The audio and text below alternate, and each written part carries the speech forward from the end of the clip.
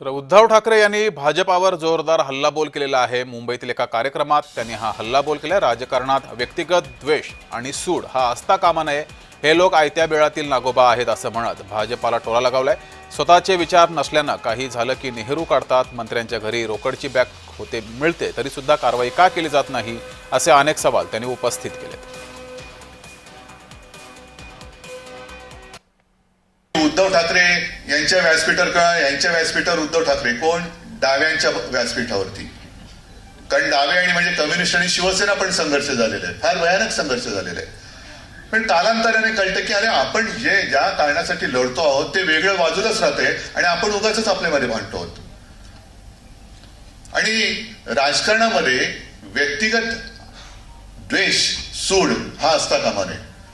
आणि म्हणूनच मी पवार साहेब मी काँग्रेस कम्युनिस्ट असे एकत्र का येऊ शकलो, कारण आमच्या सगळ्यांच्या मनामध्ये देशप्रेम हा एक कॉमन धागा आहे। माणसाला माणसासारखं राहू दिलं जाणं याला कुठल्या बाजूला म्हणायचं ते तुम्ही म्हणा।